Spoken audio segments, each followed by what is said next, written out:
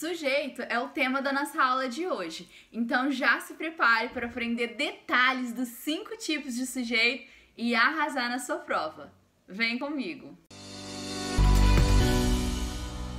Olá, meus amores! Sejam muito bem-vindos ao seu canal de estudos Meu Português 1000. Eu sou a professora Núbia Soares e nesse canal você aprende conteúdo e já testa os seus conhecimentos nas questões de concurso que nós colocamos aí no decorrer do vídeo. Então já aproveite para comentar e colocar aí as respostas que você achar que estão corretas de acordo com o conteúdo que nós vamos estudar agora. Então vamos lá, porque hoje nós vamos saber detalhes dos 5 tipos de sujeito. Mas o que é sujeito mesmo?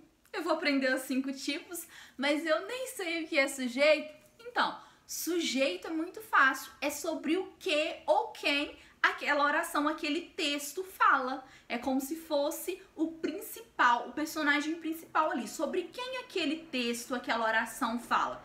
Esse é o sujeito, sobre quem fala a oração. E dica para você aí que tem dificuldade para localizar o sujeito, é simples. Em uma oração, relembrando, oração é a frase que tem verbo, tá? Toda frase que tem verbo a gente chama de oração. E aí, para eu localizar o sujeito da oração, eu vou localizar o verbo dessa oração e fazer uma perguntinha. Quem realizou essa ação? Ou quem sofreu essa ação? O que realizou essa ação? Ou o que sofreu essa ação? Ou quais? Aí você vai adaptar essa perguntinha. Vamos ver alguns exemplos para a gente tentar aí localizar facilmente o sujeito? No primeiro exemplo aí, João fugiu do presídio. João fugiu do presídio. Qual é o verbo dessa oração? O verbo é o verbo fugir, né? Conjugado aí na terceira pessoa do singular. Ele ou ela fugiu. Aí a gente faz a perguntinha. Quem fugiu? Quem fugiu foi o João. Então, o João é o sujeito dessa oração. Viu que fácil? Vamos mais um, então. Segundo exemplo aí. Edu e Cris comem pizza. Qual é o verbo dessa oração? O verbo comer, tá vendo? Comem. Tá conjugado aí na terceira pessoa do plural. Eles ou elas comem. Ok. Aí a gente faz a perguntinha. Quem comem pizza? Edu e Cris. Então, se o Edu e Cris comem pizza, eles, Edu e Cris, são o sujeito dessa oração. Simples, né? E pra gente fechar aí, pra você identificar muito facilmente um sujeito, vamos para o último exemplo. Matemática e física são matérias difíceis. Mas e o verbo dessa oração? Qual é? É o verbo ser. São, aí conjugado na terceira pessoa do plural também. E aí, quando a gente pega e faz a perguntinha, quem não combina, né? Quem são? Talvez não ficaria muito legal, mas a gente pode perguntar quais são as matérias difíceis? Aí a gente vai ter resposta, matemática e física. Então, o sujeito da minha oração é matemática e física. E para facilitar para você, na língua portuguesa, a ordem normal de uma oração é sujeito, então o sujeito vem primeiro, verbo e depois o predicado, ok? Então, geralmente, o sujeito vem antes do verbo. Já é uma dica para facilitar a sua vida. E agora que você já consegue identificar facilmente um sujeito, a gente pode começar a verificar os 5 tipos. Vamos lá? E os 5 tipos de sujeito são simples, composto, oculto, inexistente e indeterminado.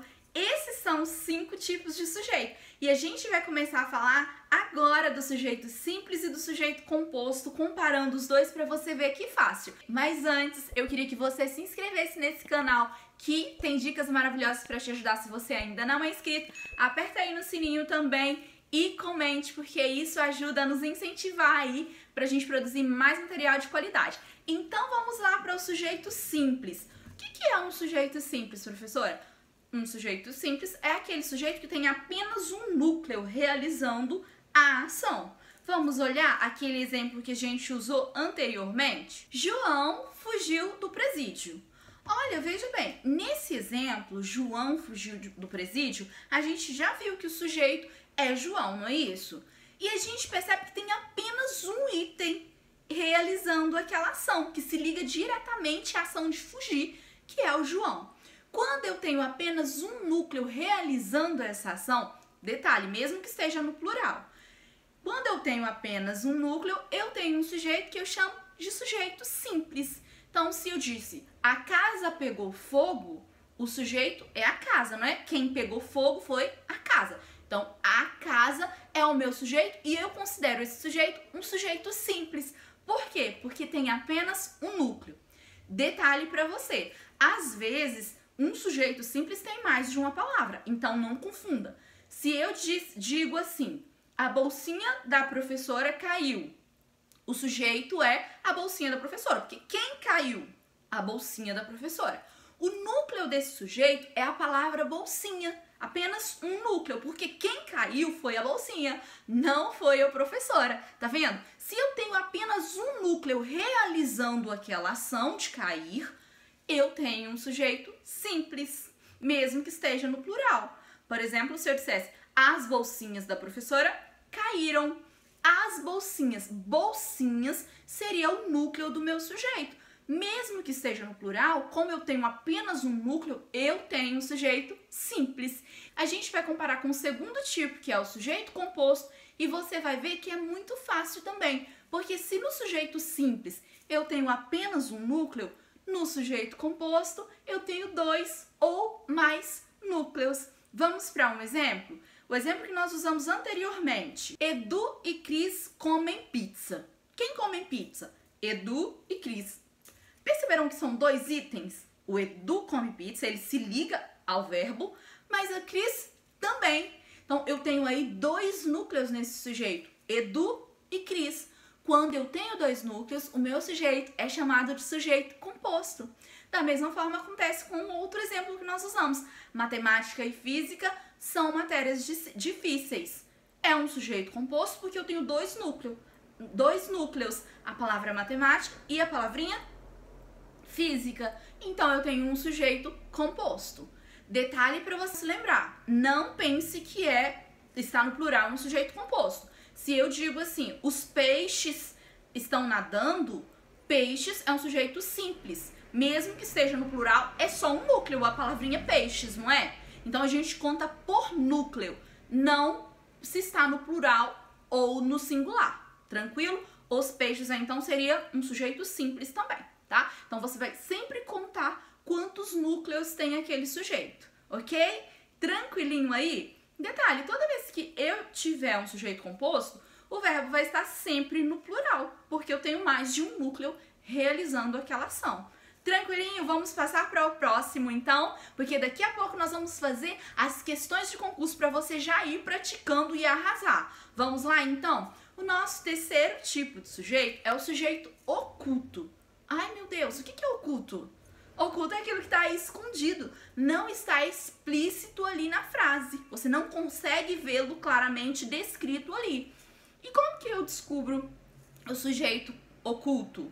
O sujeito oculto a gente consegue descobrir através do verbo, porque o sujeito ele vai combinar com uma das pessoas do discurso, que são eu, tu, ele, nós, vós ou eles. Quando eu digo assim, fui à feira, eu sei que o verbo é o verbo ir, né? Fui. Eu vou fazer a perguntinha da mesma forma como eu fiz lá para descobrir os sujeitos. Quem fui ou quem foi? Perceba que o verbo fui, dessa forma, ele só combina com eu. Porque a gente não fala nós fui. Fala? Não, né? A gente fala eu fui e nem ele fui. O formato fui combina somente com eu. Então, mesmo que o eu não esteja escrito expresso ali na frase, você consegue depreender pelo verbo que o sujeito que está oculto, que está escondido, é o eu. E aí, esse sujeito oculto também pode ser chamado de sujeito desinencial. Por que sujeito desinencial? Porque é pela desinência, pelo finalzinho do verbo, que eu consigo identificar que sujeito é esse. Vamos a mais um exemplo? Se eu digo assim, adoramos ir ao cinema. Quem adoramos ir ao cinema? Quem são essas pessoas, né? Adoramos, combina com eu adoramos? Não. Combina com ele adoramos? Não. Só combina com nós, não é? Nós adoramos. Então, o sujeito que está escondido aí é o nós. eu chamaria esse sujeito de oculto. E eu sei que é o nós por causa da desinência do amos lá, né? Esse amos no final do verbo só combina com o nós, que é a primeira pessoa do plural. É por isso que o sujeito oculto a gente também chama de sujeito desinencial. Porque pela desinência, pelo formato ali do finalzinho do verbo, eu consigo identificar quem é esse sujeito. Tranquilo, né? Muito tranquilo. Conseguiu aí facilmente compreender o sujeito simples, composto e oculto? Ok, então vamos agora para o sujeito indeterminado. O sujeito indeterminado, como o nome já diz, ele é não determinado. Ou seja, por algum motivo eu não sei quem são essas pessoas que realizaram ou sofreram aquela ação, ou estão ali naquele estado que o verbo indica. Eu não tenho como saber, ou porque eu não quero dizer, ou porque são muitas pessoas e eu não tenho como descobrir. Como que eu localizo um sujeito indeterminado e como que eu classifico esse sujeito indeterminado? Nós temos duas formas de realizar o sujeito indeterminado em oração. A primeira delas, e muito simples, é quando o verbo está na terceira pessoa do plural. Veja o exemplo. Se eu digo, assaltaram a padaria do Manuel, o verbo assaltaram está na terceira pessoa do plural, não é? Eles ou elas assaltaram. Então, se ele está na terceira pessoa do plural, esse eles aí não é considerado um sujeito oculto. Porque, por mais que ele não esteja escrito, eu não consigo definir quem são eles, quem são essas pessoas, hein? São mais de uma pessoa, não é? Então eu não consigo identificar, talvez eu não saiba mesmo ou não me passaram a informação. Então quando eu tenho o sujeito oculto aí, eles, eu não chamo de oculto, eu chamo de indeterminado, porque eu não consigo determinar essas pessoas. Então, toda vez que o verbo estiver na terceira pessoa do plural, terminado em ão, né? Assaltaram, amarraram, comeram, bateram. Esse verbo na terceira pessoa do plural, se o sujeito não estiver escrito aí na oração, vai ser classificado como sujeito. A oração vai ser classificada como oração com sujeito indeterminado.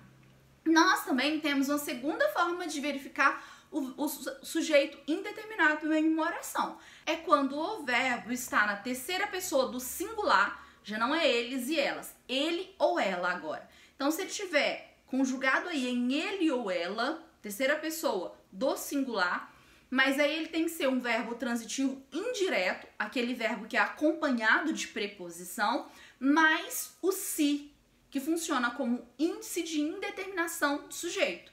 Vamos a um exemplo? Precisa-se de costureiras.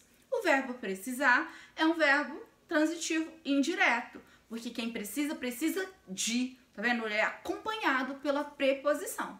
Eu sei que esse verbo é transitivo indireto, ele está na terceira pessoa do singular, ele ou ela precisa, e está acompanhado de se, precisa-se. Esse se funciona como índice de indeterminação do sujeito. Se ele está funcionando como índice de indeterminação do sujeito, significa que a oração vai ter sujeito indeterminado. Então, toda vez, resumindo, que o verbo estiver na terceira pessoa do singular, mas tiver o sizinho ali acompanhando, eu vou ter também um sujeito indeterminado nessa oração. Tranquilo, né? Vai anotando esses detalhes, porque daqui a pouco tem questão pra gente resolver juntos. Vamos lá? O último tipo de sujeito é o sujeito inexistente. O que é um sujeito inexistente? É um sujeito que não existe. Essa oração também é chamada de oração sem sujeito. Por quê? Porque não tem sujeito. E como que eu localizo, como é que eu identifico uma oração sem sujeito? Uma oração sem sujeito é aquela que, através do meu verbo, eu não tenho como identificar alguém que realizou aquela ação. Não existe alguém que realiza ou algum ser que realiza aquela ação. Porque as orações sem sujeito são constituídas com verbos impessoais. São verbos que não admitem uma pessoa realizando aquela ação ou sofrendo aquela ação. Quer ver um exemplo? Os verbos que indicam fenômenos da natureza. Choveu. Choveu muito ontem. Quem choveu? Dá para eu colocar uma pessoa? Ele ou ela choveu? Não dá, né? Porque são fenômenos da natureza. Esse verbo é considerado um verbo impessoal, porque ele não aceita uma pessoa conjugando aquele verbo.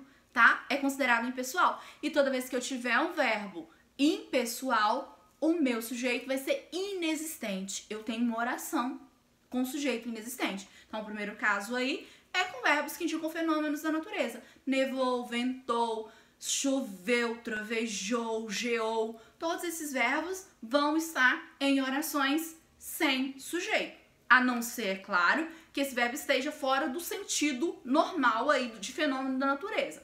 Mas quando ele estiver nesse sentido aí de acontecimento natural, a oração vai ser sem sujeito.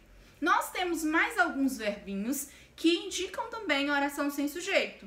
São verbos como haver, verbo ser, né? Todos esses verbos aí, quando indicam tempo decorrido, fazer, eles também vão ter orações sem sujeito. Por exemplo, se eu digo, era 1990, era é o verbo ser. Tem como eu identificar um ser? Quem era? É um verbo impessoal, por isso oração sem sujeito.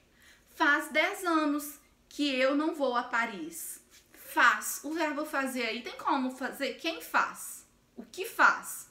Não, porque o verbo está no sentido de tempo decorrido, então ele funciona como um verbo impessoal. Toda vez que o verbo estiver no sentido aí impessoal, funcionando como um verbo impessoal, a oração é sem sujeito. E para nós fecharmos aí os nossos verbos impessoais com sujeito inexistente dentro de uma oração, vão alguns exemplos para vocês.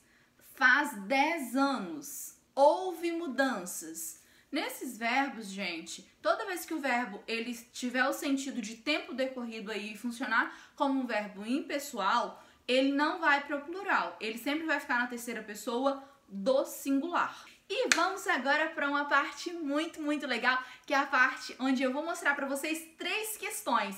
E eu vou mostrar, vou ler e vocês vão colocar as respostas aí para mim nos comentários e pode me solicitar o gabarito que eu posto aí também para vocês quando vocês tiverem o interesse. Então vamos para a primeira questão, acompanha comigo aí.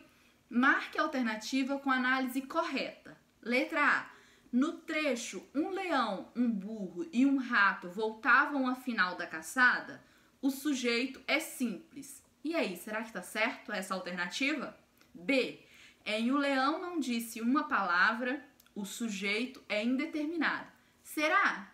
Será que é essa a alternativa correta? C.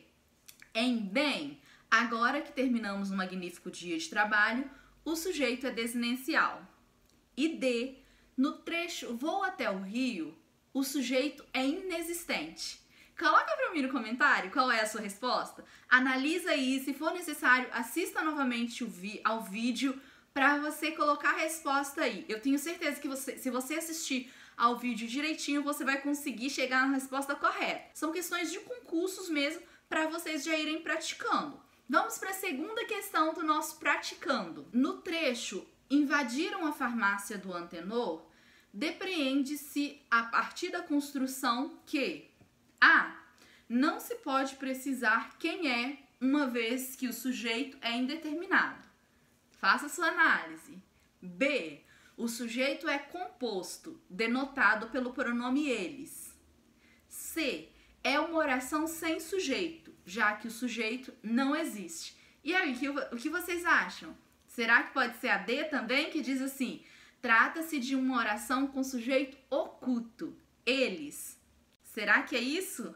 Vamos para a nossa terceira e eu quero ver as respostas de vocês aí nos comentários. Nossa terceira questão diz assim: na sequência da tirinha que diz João e Eduardo cometeram uma gafe sem precedentes, concluímos que a construção está perfeita com sujeito, verbo e predicado. B. A construção está gramaticalmente inadequada, já que não se separa sujeito e predicado com vírgula. Você já sabe disso? O próximo vídeo, não perca, é sobre predicado. C. A construção foi realizada com a anteposição do predicado ao verbo. Será que houve a inversão aí da ordem da nossa frase, da nossa oração? E D. A construção está correta e a vírgula foi usada para marcar o predicado, um predicado muito extenso. Será que é isso? E aí? Coloque a sequência aí e eu espero que você esteja gostando muito dos nossos vídeos. Nós ficamos por aqui e eu aguardo as respostas de vocês. Até o próximo vídeo. Um beijo!